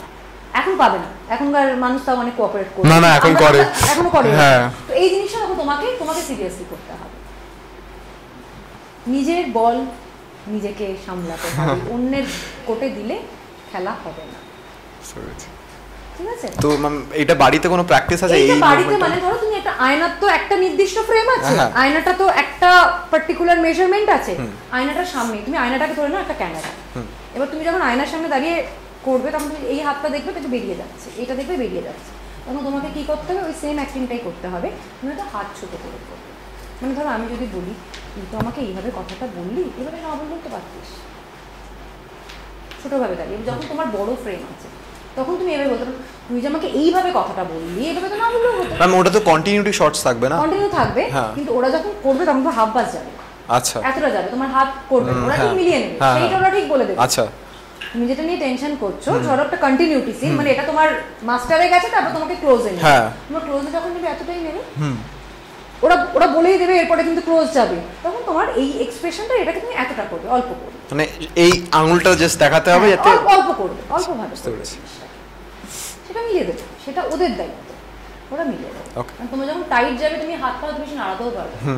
তারপর আমরা যেটাকে এসপি শট বলি, ওভার দ্য শোল্ডার একটা ওএস শট আছে, মানে এখানে ক্যামেরা থাকবে, তোমার পেছনে ক্যামেরা, আর তোমার অপোজিটে যে আছে তার ফেশিয়াল এক্সপ্রেশন, তোমার হয়তো প্রোফাইল এক্সপ্রেশন, এবং এই সব ক্ষেত্রে কিন্তু অ্যাক্টিংটাকে পুরো ধরে রাখতে হবে, মানে এমন নয় যে তোমার পেছনে শুধু এইটুকু, মানে যার পিছন থেকে নিচ্ছে তাকেও তারও অ্যাক্টিংটা, কারণ তুমি যে শটগুলো আগে দিয়েছো, ধরো তোমার প্রেফারেন্সে যে শটটা গেছে, এবার আমি আর তুমি অ্যাক্টিং করছি, ঠিক আছে, এবার ধরো ক্যামেরা এখানে, তোমার ক্লোজ যাচ্ছে, এবারে উল্টে, এবার ধরো আমার ক্লোজ নেবে ক্যামেরা তোমার পিছনে, তখন কিন্তু তোমাকে সেই জেস্টারগুলো করতে হবে, এগুলো মাথায় রাখতে। আচ্ছা, যখন আমি কথা বলেছি তুমি হয়তো এরকম ঘুরেছো, তুমি হয়তো এরকম করেছো, তুমি হয়তো এরকম করেছো, সেই হাতের মুভমেন্ট কিন্তু আছে, ক্যামেরাটা এমন সেন্সিটিভ জিনিসটা সব ধরবে, তো সেই কন্টিনিউটিগুলো মাথায় রাখতে হবে। ওরাও বলে দেয় যে এই তুই এই সময়টা মাথায় হাত দিয়েছিলি, এই সময়টা মাথা চুলকেছিলি, নিজেরাও চেষ্টা করবে মনে রাখা, ওই প্যাটার্নটাকে তোমায় ভালো লাগবে, কি তুমি করেছিলে। দেখুন ম্যাডাম, বলছিলাম সবাই তো দেখুন অভিনয় করতে চায়, জগতে আসতে চায়, কিন্তু আমরা এইখানে আসার যোগ্য কিনা সেটার জাজমেন্টটা আমি কী করে করব, নিজের একটা ইন্ট্রোস্পেকশনটা কী করে করব। দেখুন অভিনয়টা তো আপনার শখ, আপনার হ্যাঁ ভালো লাগা, একদম একদম। তো সেইটা আপনি যখন কোনো অডিশনে যাবেন বা অডিশন দিতে যাবেন, আপনি সেটা দিলেন, এবার ধরুন যদি কোনো চরিত্র থাকে, আপনার আর কিছু দায়িত্ব নেই, আপনার দায়িত্ব আপনার প্যাশন, অভিনয়টাকে ভালো লাগা, ভালোবাসা, আপনি সেটাই করবেন। আচ্ছা, এবার বাদ বাকি দায়িত্ব ধরুন এমন কোনো চরিত্র এলো, তারাই তখন আপনাকে দেখে নেবে। আপনার মতো কোনো চরিত্র যদি আসে, ওকে, তারাই আপনাকে কল করবে, যেটাতে আমাকে শুট করবে। হ্যাঁ, ধরুন এই যে চরিত্রটা আমরা ভেবেছি সেটা আপনার চেহারার সঙ্গে যাবে, বা আপনার যে গেটআপ, আপনাকে এইটা সাজানো হলে ভালো লাগবে, সেটা তারাই করবে। আচ্ছা, আপনি শুধু আপনার বেস্টটুকু দেবেন। অভিনয়টা ভালোবাসেন, আমি অভিনয়টা করতে চাই, তাই আমি অডিশন দিতে এসেছি, বাদ বাকিটা তাদের দায়িত্ব, তারা কি ক্যারেক্টারে, মানে ইচ্ছে যদি থাকে তাহলে এগিয়ে যাওয়া উচিত। একদমই তাই, একদমই তাই। প্রত্যেকেই, মানে অনেকেই আমরা জানি যে অনেক পরে কেরিয়ার শুরু করে, রাদার আমরা আমাদের সামনে তো বোম্বের বড় বড় মানে অ্যাক্টররা রয়েছেন, অমরেশ পুরী রয়েছেন আমাদের, তারপর বোমান ইরানি রয়েছেন, তো অনেক অনেক অনুপম খের রয়েছেন, যারা অনেক পরে কেরিয়ার শুরু করে এগিয়ে গেছেন। তো এটা পুরোটাই নিজের ইচ্ছা, নিজের, মানে কোনো বয়স হয় না, শেখার কোনো বয়স হয় না। একদম, থ্যাংক ইউ ম্যাডাম। বাংলা ইন্ডাস্ট্রিতে কাজ করতে গেলে আর্টিস্ট কার্ড এবং পোর্টফোলিওটা বানানোটা কতটা জরুরি? দেখো, পোর্টফোলিও না আমাদের সময় ছিল, পোর্টফোলিও এখন অতটা জরুরি না। এখন হচ্ছে তুমি অ্যাক্টিং করতে পারো কিনা, তুমি ভালোভাবে কথা বলতে পারো কিনা, তোমার উচ্চারণ স্পষ্ট কিনা, সেইগুলোকে দেখতে হয়। তারপরে এখন অডিশন, লাইভ অডিশন হয়। এখন আমাদের আগে যেরকম ছবি জমা দিতে হতো, এখন ওই জিনিসটা চলে গেছে। এখন ছবি ওরাই অডিশন নিয়ে নেবে, ওরাই তোমাকে সাজিয়ে, কোনো ক্যারেক্টার যদি দরকার হয় তোমাকে ওরা সাজিয়ে ওরাই দেখে নেবে। তো ওইভাবে এখন ছবি জমা দিয়ে হয় না, এখন সবটাই অডিশনের উপর ডিপেন্ড করছে। তুমি কিরকম ডায়লগ বলতে পারছো, তোমার চলাফেরা কিরকম, তুমি কীভাবে ইন্টারাক্ট করতে পারছো, সবটাই। কিন্তু বাংলাটা যদি বাংলায় কাজ করতে চাও, বাংলা উচ্চারণটা স্পষ্ট হওয়া কিন্তু ভীষণ ভীষণ ভীষণ দরকার। আমরা এরকম অনেক আর্টিস্ট দেখেছি, আমি কাউকে ছোটো না করেই বলছি, যারা হয়তো ভীষণ ভালো অ্যাকশন করছে, ভীষণ ভালো তাদের বডি ল্যাঙ্গুয়েজ, কিন্তু বাংলা তাদের স্পষ্ট না, বা যে কোনো ল্যাঙ্গুয়েজে তারা যে ল্যাঙ্গুয়েজে কাজ করে বেশি দূর কিন্তু যেতে পারবে না। বাংলায় যদি গ্রিপ না থাকে, বা যে হিন্দিতে কাজ করছে হিন্দিতে যদি গ্রিপ না থাকে, তাহলে কিন্তু খুব মুশকিল। একটা সার্টেন টাইমের পর গ্ল্যামার যখন চলে যাবে, তখন কিন্তু অভিনয়টাকে ভালোবেসে করছি, সারা জীবন ভালোবাসি, সারা জীবনই এটাকে করবো, প্যাশন আমাদের বা পেশা, তো তখন কিন্তু জিনিসটাকে যখন আমরা যে কাজটাই করবো, পুরো জিনিসটা জেনে বুঝে তোমাদেরকে এটা মাথায়। আমাকে এখন যদি কেউ বলে যে তুমি মালায়ালাম ছবি করো, আমি কিন্তু পারবো না, মানে আমি অ্যাক্টিং করতে পারবো, কিন্তু মালায়ালামটাকে যতক্ষণ না আমাকে কেউ স্ক্রিপ্ট বুঝিয়ে বা ওইভাবে বাংলায় লিখে দেবে বা ইংলিশে ট্রান্সলেট করে দেবে, আমি কিন্তু করতে পারবো না। সেটা করতে গেলে সেটাকে জানতে হবে, বুঝতে পেরেছো? তো অডিশন এটাকেই আমরা দেখছি, এটাই হচ্ছে অডিশন। গুড ইভিনিং ম্যাম, আমার নাম অয়ন ব্যানার্জি, আমি চন্দ্রনগর থেকে আসছি। তো ম্যাম আমার দুটো কোশ্চেন আছে। তো প্রথম কোশ্চেনটা হলো যে আমরা যখন অডিশনে সিলেক্ট হলাম, তারপরের যে স্টেপগুলো যদি একটু বলেন। অডিশনে সিলেক্ট হওয়া মানে তোমাকে তো তারা ডাকবে, ঠিক আছে? এবার তুমি কিসের জন্য অডিশন দিতে গেছো, মানে কোন ক্যারেক্টারের জন্য অডিশন দিতে গেছো, সেটা তুমি বুঝতে পারছো। সেটা তো তুমি যখন স্ক্রিপ্ট পাচ্ছ দেখে বুঝতেই পারছো যে কিসের জন্য অডিশন। এবার একটা জিনিস তোমাদের সবাইকে মেন্টালি জিনিসটাকে এই করতে হবে, সেটা হচ্ছে যে অডিশন দেওয়া মানেই যে আমি সিলেক্ট হবো নট নেসেসারি। সেটা শুধু তোমার ক্ষেত্রে নয়, মানে আমাদের ক্ষেত্রেও এখনও হয়। মানে আমাদের মতো অনেক এস্টাবলিশ বা আমাদেরও যারা সিনিয়র, তারাও কিন্তু এখনও অডিশন দেয় যে সেই চরিত্রে তারা যাবে কিনা। তারপরে হয়তো তুমি ডিসকার্ড হয়ে তোমাকে বাদ দিয়ে দিল যে না সৌমিলি তোমাকে এই চরিত্রটা যাচ্ছে না, আমরা পরে কোনো কাজ করবো।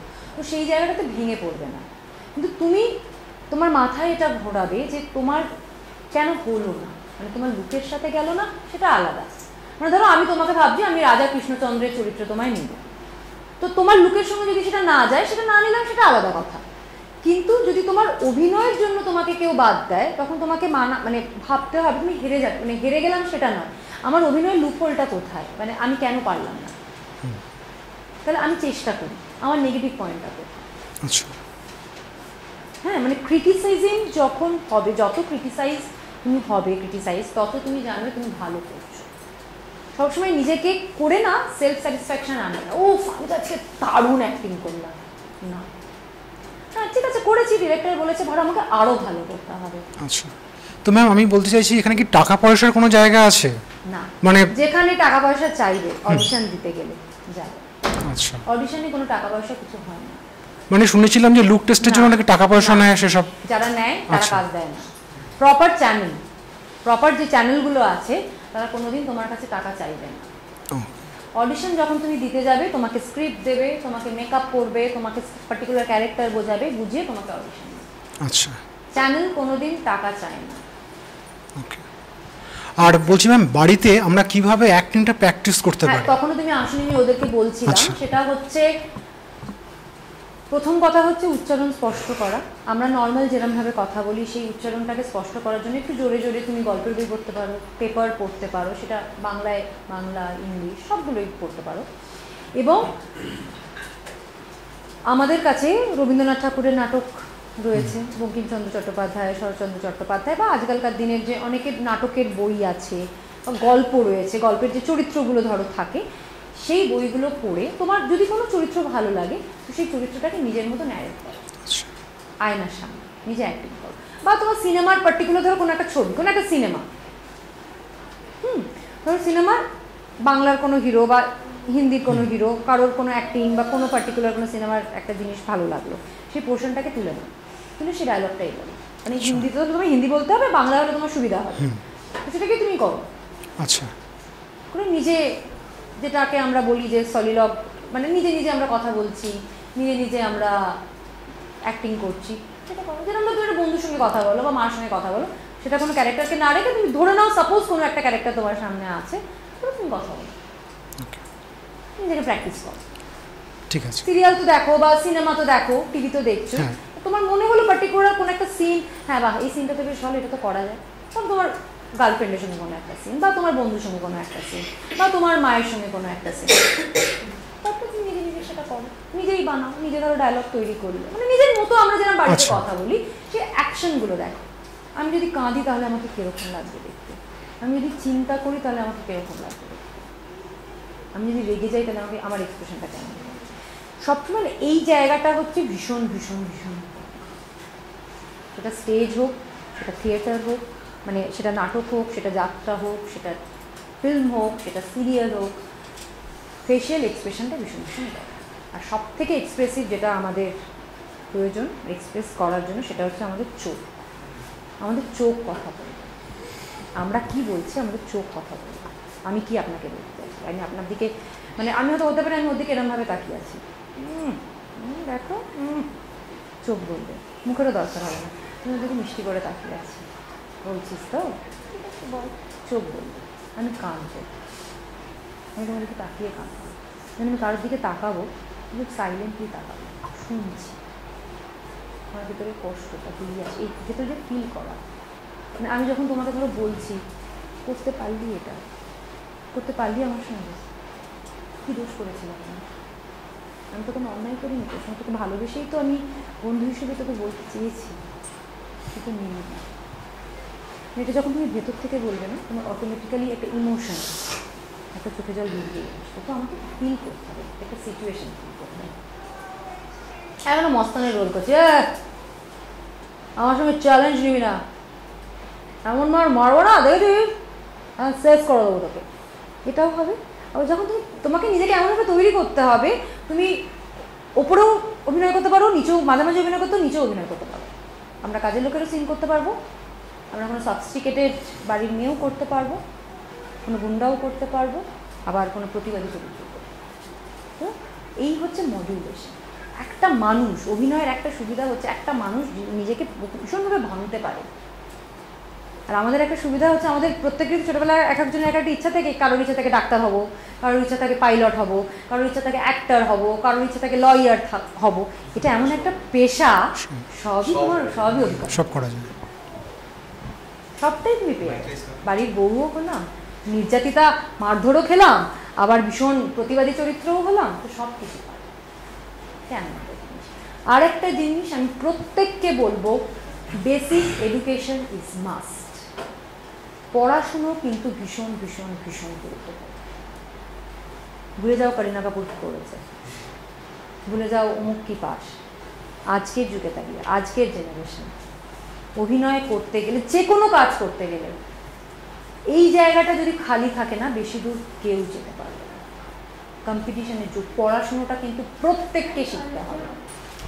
ম্যাম বলছি, অ্যাজ অ্যান অ্যাক্টর এক্সারসাইজেস তো করতেই হবে, মানে গ্রুম আপ হওয়ার জন্য, কিন্তু পার্টিকুলারলি আমাদের ক্যামেরা ওয়ার্কসে বেশি আমাদের তো ফেশিয়াল এক্সপ্রেশনটা ম্যাটার করে। ডাজন্ট ম্যাটার আমাদের বডি মুভমেন্ট, সেটা মানে মাস্টার শটে গেল, কিন্তু হ্যাঁ, তো কিন্তু ক্লোজ আপ শটে যখন মানে এক্সপ্রেশনগুলো লাইক টোটাল এখন সবাই বলে নবরস, 9 ধরনের ইমোশন, বাট অ্যাকচুয়ালি অনেক ধরনের ইমোশনসই আছে, সেটা বের করতে পারলেই হলো। সেইগুলোকে কি মানে প্র্যাকটিস কি মানে স্টেপস অফ প্র্যাকটিস মানে কি করতে হবে বাড়িতে, লাইক অ্যাজ অ্যান অ্যাক্টর আমাকে কি প্র্যাকটিস করতে হবে, বা মানে স্পষ্ট উচ্চারণ করার জন্য নিউজ পেপার বা বুকস আমরা পড়লাম। তুমি বিভিন্ন ছবি দেখতে পারো, মানে শুধুমাত্র বাংলা বলছি না আমি, হিন্দি ছবি দেখতে পারো, মানে সাউথের অনেক ভালো ভালো ছবি আছে, ইংলিশ ফিল্ম দেখতে পারো।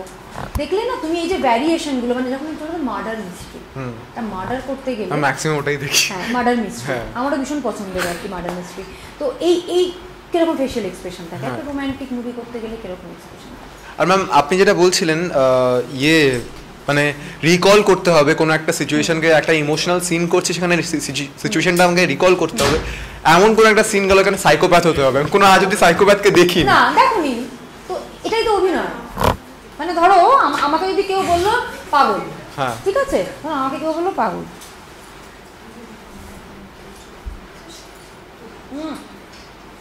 যাবো না,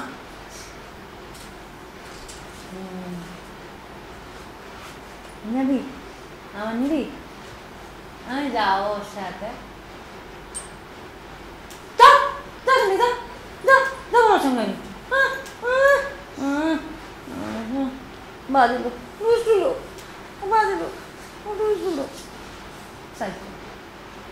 আর যদি কোনো একটা খুব সিরিয়াল কিলিং সাইকো করতে হয়, সেই জায়গাটা কি? হ্যাঁ হ্যাঁ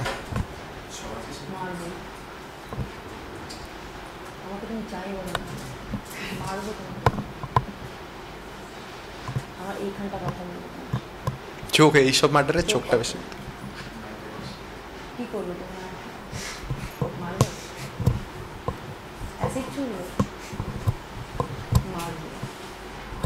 কাল রাত্রিরে তোমার লাশ এখানে করে, এইগুলো হচ্ছে এটা তোমার করতে করতে করতে করতে করতে করতে এই যে নবরস, মানে আমি এটা কথা যে অ্যাক্টিং আমাদের জীবনে বাঁচাটাও তো এক ধরনের অ্যাক্টিং। তো এই বাঁচতে গেলেও তো আমাদের প্রত্যেক জীবনে প্রত্যেক মুহূর্তেই নবরস বা যত রস সেগুলো আমরাও জীবনে এক্সপিরিয়েন্স করি, সেগুলো আমরা জীবনে তো আমাদের অভিজ্ঞতা আমাদের প্রতিনিয়ত আমার সেটা নিতে হয়।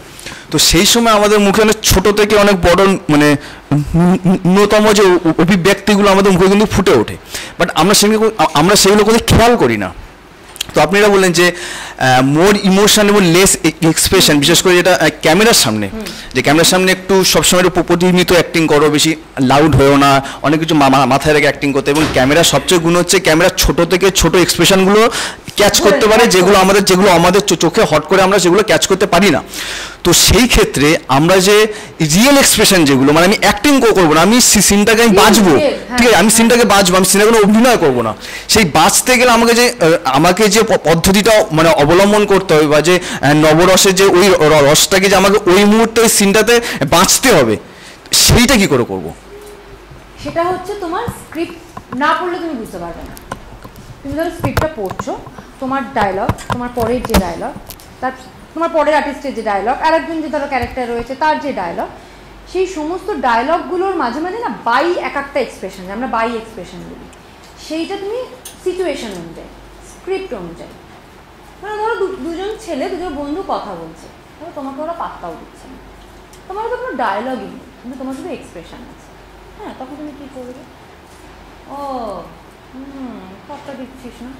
রিয়েল লাইফে আমার যেটা আমার বন্ধু যদি আমাকে ইগনোর করে, তাহলে আমার যে যে এক্সপ্রেশনগুলো আসবে ওইগুলো ওখানে দেবো। আচ্ছা, পাত্তা দিচ্ছিস না, অনেকে তাকে ক্যাজুয়াল দিচ্ছিস না, পাত্তা দিবি না, ও বাবা বাবা ভর্তি নেওয়ার বেলা আমার সঙ্গে নিবি, এখন আমার পাত্তা দিচ্ছিস না, এরকম মানে কি সিচুয়েশন পড়ছে, কি সিন থাকছে, সেইটার উপরেই তুমি বুঝতে পারবে। করতে করতে করতে করতে আমরা যেরকম ধরো ম্যাথমেটিক্স, আমরা করতে করতে করতে করতে জিনিসটা বুঝে যাই, তো এটার পরে এটা, এটার পরে এটা।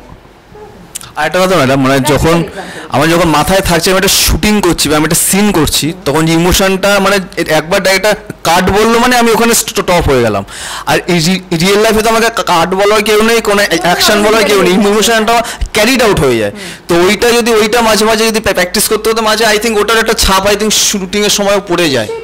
নিশ্চয়ই পড়বে, এবং অনেক সময় এটা খুব মানে যতটা সহজে আমি বলছি হয় না, মানে ধরো একটা সিন হলো লাঞ্চের আগে, যেখানে দেখালো তুমি খুব ইমোশনাল, আবার সেটাকে তোমাকে ক্যারি ফরওয়ার্ড করতে হলো লাঞ্চের পরে, লাঞ্চ ব্রেক কিন্তু 45 মিনিট, তার মধ্যে তুমি হাসাহাসি করেছো, সিগারেট খেয়েছো, বন্ধুদের সঙ্গে গল্প করেছো, ফোনে কথা বলেছো, এই করেছো ওই করেছো, অনেক কিছু হয়ে গেছে, ডাইভার্ট হয়ে গেছে, আবার তোমাকে ওই সিনে ফিরতে হবে।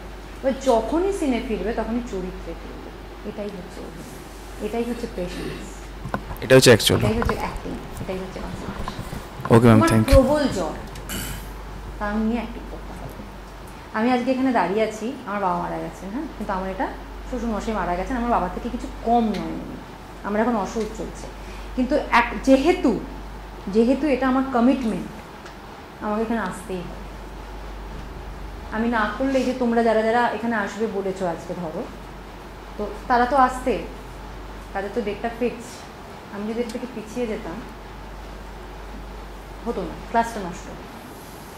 আমার এখনও মনে আছে, আমি যখন যিশুর সঙ্গে একটা সিনেমা করি, গ্যারাফল, যিশুর বাবা মারা যান, যিশু সিনেমার শুটিং শেষ করে, বাবাকে দাহ করে, এসে আবার শুটিং জয়েন করে। তো সিনেমা এই প্রফেশনটা কিন্তু ভীষণ ভীষণ ভীষণ রুড একটা প্রফেশন। ভেবো না যে এটা খুব ক্যাজুয়াল, এটা ভীষণ ইজি, একদম না। বাইরে থেকে যতটা ঝা চকচকে দেখতে, ঠিক তার বিপরীত। শীতকালে পুকুরেও ডুবতে হবে, গরমকালে সোয়েটার পরেও স্নান করতে হবে। তো এত ইজি কিন্তু নয়, ভীষণ সুন্দর দেখতে লাগছে, ভীষণ ভালো লাগছে দেখতে, প্রচুর এখানে টাকা পয়সা গ্ল্যামার লোকে ছুটছে। সব থেকে কঠিন কাজ হচ্ছে অ্যাক্টিং করা। তুমি অফিসে একরকম কাজ করছো, তুমি জ্বর নিয়ে অফিসে চোখের তলায় কালি নিয়েও কাজ করতে পারবে, তুমি ডাক্তারিটা করতে পারবে, কিন্তু আমরা পারবো না। আমাদের যে সিচুয়েশনই হোক না কেন, আমাদের যদি শুটিংয়ে যেতে হয়, আমাদের মুখে মেকআপ করে, আমাদেরকে ওই হাসি ফুটিয়েই আমাদের কিন্তু কাজটা করতে হবে। এটাই হচ্ছে acting. Okay ma'am. Real life দুটোর মধ্যে অনেক আছে। গুড ইভিনিং ম্যাম, আমার নাম অয়ন ব্যানার্জি, আমি চন্দ্রনগর থেকে আসছি। আমি জিএফটির একজন স্টুডেন্ট, আর আমি ভবিষ্যতে অভিনয় নিয়ে থাকতে চাই, আর এখন অভিনয় নিয়ে কাজ করছি আমি বর্তমানে। Thank you ma'am. নমস্কার ম্যাম, আমি মার্জনা গাঙ্গুলি, আমি এসেছি বেহালা থেকে। হ্যালো গুড ইভিনিং ম্যাম, আমি পিকনিক গার্ডেন থেকে এসেছি। আমার নাম হচ্ছে মালিহা করিম। তো আমি জার্নালিজম নিয়ে মাস্টার্স করেছি। হ্যাঁ, আরে কেমন আছেন? আরে দেববাবু কেমন আছেন? এই আছি। তা ভালো আছেন তো? আরে দেখতেই তো পাচ্ছেন আর কদিন আছে পুজোর, হাতে কোনো কদিন। আচ্ছা, যারা করতে আসলাম আপনার কাছে। বলে এত রাতে কি করবো, আমরা প্রচুর কাজ। এই দেখুন না, একটু আমি কুমোরটুলি থেকে ফিরছি। আচ্ছা, বৃষ্টির জন্য কুমোরটুলিতে ঠিক মতো প্রতিমা তৈরি হচ্ছে না, তো ওদের একটু চাপ দিয়ে একটু যাতে ঠিক মতো। কিন্তু এত আগে চলে এলে এখন তো পুজো শুরু হবে না, 15 দিন বাকি তো। আর কি বলবো। আচ্ছা, তোমার সাথে ইনি কে? ইনি আমাদের সব নির্বাচন করেছে ক্লাব থেকে। আচ্ছা, আমি তো আপনাকেও তো যেতে বলেছিলাম যেদিন। না, সেদিন আমার একটু অসুবিধা ছিল, আমি যেতে পারিনি। সেই কারণে আপনার এবার চাঁদের একটু পরিমাণটা বাড়ছে, কারণ আমরা যেটা করছি বস্ত্র বিতরণ করছি, তার সঙ্গে একদিন দুস্থ মানুষদের খাওয়া দাওয়া এইসবের জন্য একটু চাঁদের অ্যামাউন্টটা বাড়ছে। আপনার তাতে অসুবিধা হয় না তো? আচ্ছা আমি আগে শুনি কত টাকা চাঁদা। আমরা এবার 3000 টাকা করে করছি। 3000? আচ্ছা আর বাকি খবর? মোটামুটি ঠিক আছে। তোর খবর ঠিক আছে তো? হ্যাঁ ব্যবসা ওই মানে জানিস তো মোটামুটি চলছে, ভালো বলা যায় না, চলছে মোটামুটি। বল তোর কি খবর? আর খবর এমনি ঠিক আছে, ওই মার একটু শরীর খারাপ তো। কি মায়ের শরীর? আমি তো পরশুই দেখলাম তো মাকে দেখলাম মায়ের কাছে। হ্যাঁ কালকে রাতেই হয়েছে অ্যাকচুয়ালি। আচ্ছা আচ্ছা। তো একটু ট্রিটমেন্টের কিছু ডাক্তার অনেকগুলো টেস্ট দিয়েছে। আচ্ছা আচ্ছা আচ্ছা। তো এই মুহূর্তে একটু হাতের একটু প্রবলেম হচ্ছে, আমার ফান্ডের অসুবিধা আছে। একটু সাইড দিয়ে করতে পারবি? হ্যাঁ হ্যাঁ। ওর কাছে যদি একটু কিছু সাহায্য পেতাম, মানে জাস্ট ট্রিটমেন্টগুলো করিয়ে। কত বল মানে আমি পারবো চেষ্টা করবো অবশ্যই। 4-5 হাজার টাকা তো লাগবে। 5,000 মানে আচ্ছা ঠিক আছে ঠিক আছে ঠিক আছে। আমি তাহলে কাজ করি, আমি পেটিএম মোবাইল থেকে নাম্বারটা বলতো। হ্যাঁ 98303 আচ্ছা 5,000 টাকা দেখো। বলতে আমি একদম মানে ঝামেলাটা একদম চিন্তা করার কিছু। ঠিক আছে, থ্যাংক ইউ। হ্যাঁ কত ছিল না? 5,000 টাকা মতো ছিল। দেখলে খুব ভালো হয়, আমার খুব মানে প্রবলেমে পড়ে গেছে, বুঝতে পারলি? 5 এখন তো নেই। তুই যতটা পারি মোটামুটি এখন দে না। কিছু একদম কিছু হতে পারছি না একটু এখন প্রচন্ড প্রবলেম পড়ে গেছি। ঠিক আছে পেয়ে যাবি, আর কিছু চিন্তা করিস না। আমাকে বল কবে দিবি, আমার ভালো হয়। আর সামনে পুজো এখন, ওই চিন্তা করতে বুঝতে পারছি। আর জানি না আমি হবে কিনা। প্লিজ একটু তাড়াতাড়ি পুজোর পর পুজোর পর আগে একটু চিন্তা না ভালো হয় না। পুজোর পর কবে দিবি একটু বল, মানে ডেটটা যদি ভালো হবে। আমি তো এখন পুজোর পর হয়ে যাবে, ঠিক আছে? ডেটটা তো ঠিক কি হয়েছে বল না। আমি যে মানে এখন নেই, এখন আমার এক্সপেকটেশন যে পুজোর পর মোটামুটি একটা আসবে, কিছু টাকা পয়সা আসবে, কারণ যারা যেতে টাকা পায় তারাও একটু পুজো দিয়ে দেবে। একটু তাড়াতাড়ি প্লিজ, প্রচন্ড সেটা নিয়ে কোনো চিন্তা করিস না, সেটা কোনো অসুবিধা নেই। তো পুজোর পর দেখা। আচ্ছা ঠিক আছে ঠিক আছে। এই কি করছিস তুই এখানে? এখানে কেন বসে আছিস তুই? এই বাবা এই কি করছিস তুই এখানে? এই ওঠ ওঠ, এখানে কি করছিস তুই? ওঠ হয়ে যা। সরে যা মানে তুই মার তুলছিস কেন?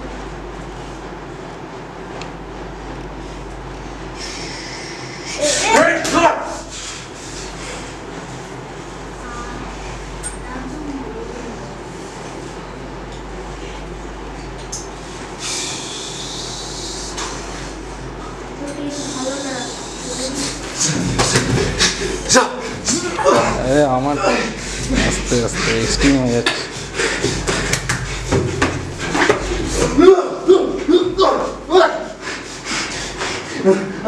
আমি বাবা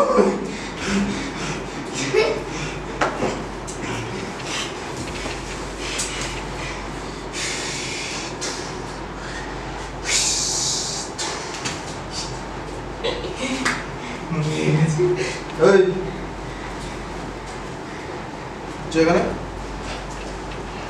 হ্যাঁ বন্ধু বন্ধু হ্যালো লাল ভাইয়া, একটা লাশ পাওয়া গেছে। হ্যাঁ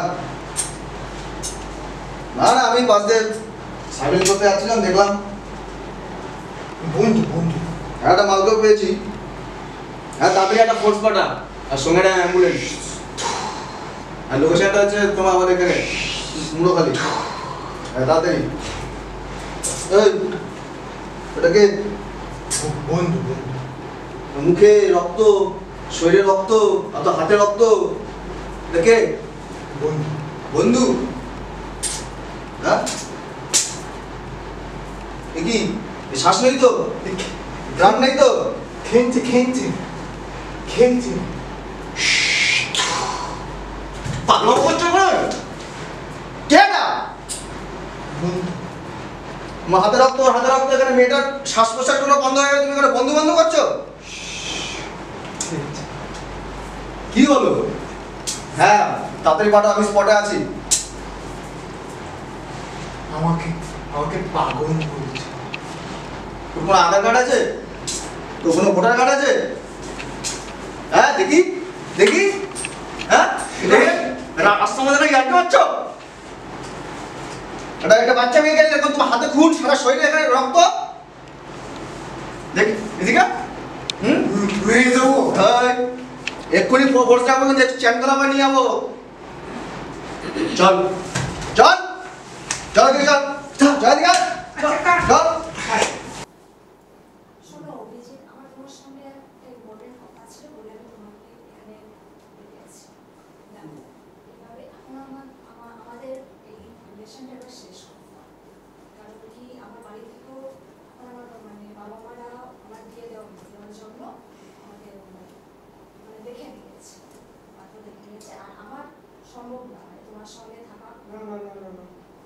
কি বলতে চাইছো? আমি তোমাকে তো বলেছিলাম আমার একটা টাইম লাগবে, অ্যাটলিস্ট 1 থেকে 2 বছর টাইম লাগবে আমাকে এস্টাবলিশ করার জন্য। আমি তো কাজের মতো ট্রাই করছি, তোমাকেও তো বলেছিলাম তোমার বাড়িতে বলতে, তোমাকে বলেছিলাম তো আমি। তো অন্তত আমি তো বলছি আমি তো আমাদের জন্য এত ভালো ফিউচার প্ল্যান তো তৈরি করেছি, তো সেইটার জন্য একটা টাইম লাগবে। তুমি তোমার বাড়ির সাথে কথা বলো বা তুমি আমাকে বলো, আমি তোমার বাড়ি থেকে কথা বলছি। তুমি একটা তো আমাকে টাইম দাও, তুমি একটা সুযোগ তো দাও। তুমি হঠাৎ করে তুমি এসে বলছো না আমার বাবা আমার জন্য বিয়ে ঠিক করেছে, এটা কি? আমাদের এত পুরনো সম্পর্কটাকে তো আমাদেরকে চালাতে হবে। তো তোমার বাবা একটা ভালো ছেলে দেখেছে, তুমি সেখানে চলে যাচ্ছ, তাহলে আমার এখন কি হবে? সেটা তো আমি বুঝতে পারছি, কিন্তু এখন আমার যেটা লাইফস্টাইল, আমার মানে এত কম টাকায় তো হবে না। তো আমি ঠিক করেছি যে লাইফস্টাইল তুমি তো আমাকে তো জানো যে আমি কিরকম ভাবে ভুলে যাবো, এটা কি করে হবে? আমরা এতদিন ধরে ভালোবাসি, আমরা ভুলে যাবো? মানে তোমার মনে কি একটু এই ব্যাপারটা কাজ করে না যে এতদিন একটা মানুষের সাথে থাকলে তার মনে যে ফিলিংসটা হয় সেটা কি এত তাড়াতাড়ি সেখান থেকে সরে না? তাহলে ঠিক আছে, আমি তোমাকে জানাচ্ছি। আরো 3 মিনিট আছে, ঠিক আছে। আমি তোমাকে সময় দিচ্ছি। আর বাবা মা, আমিও বাড়িতে গিয়ে বাবা মার সঙ্গে কথা বলছি, কিন্তু বাবা মারাও বলেছে যে যা করতে হবে দাদাই করতে হবে, টাইমও বেশি নেই। আর তুমি এর মধ্যেই কিছু ভালো যোগাযোগ। ঠিক আছে ঠিক আছে, হ্যাঁ।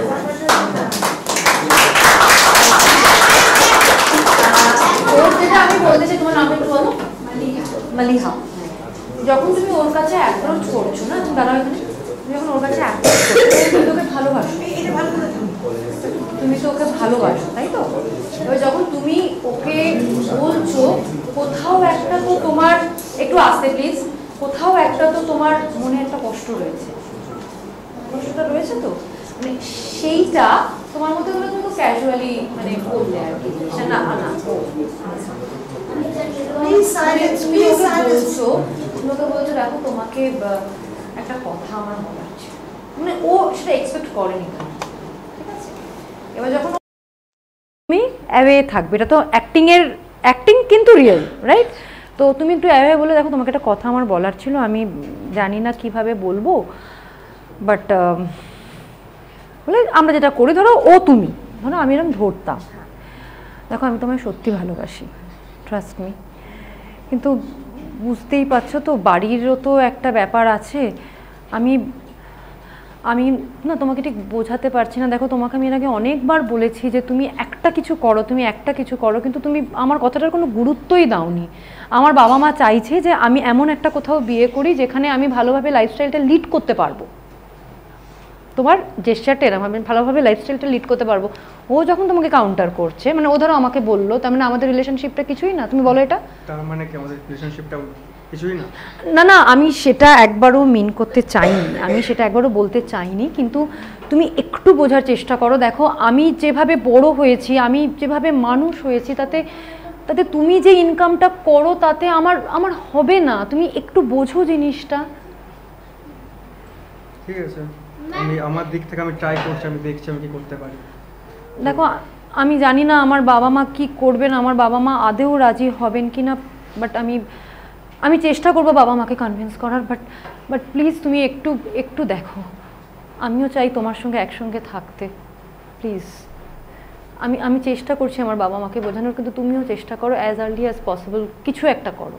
মানে এই যে একটা ইমোশন, মানে হ্যাঁ তোমার যেটা হলো জিনিসটা ভীষণ ফ্ল্যাট হলো। ভালো করে করতে হবে তো।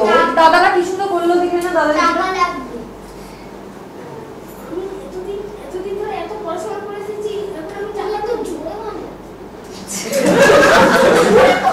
না, এটা পয়েন্ট হতে পারে, স্ক্রিপ্টের একটা পার্ট হতে পারে। একটু জোরে বলো, শুনতে পাচ্ছি না। এখন আমি টাকা কোথায় পাবো? আমি এতদিন পড়াশোনা করে দিচ্ছি, টাকা দেওয়ার জন্য না। টাকা ছাড়া তো এখানে ডাক্তার হওয়া যায় না। এখন তো আমার কাছে টাকা নেই। আমি কত টাকা? 2.5 লাখ টাকা।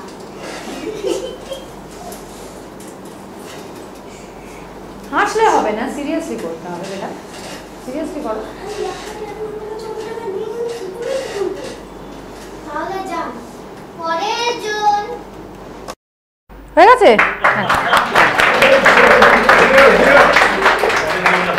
আচ্ছা এদেরটাই কেউ সিরিয়াসলি করতে পারবে?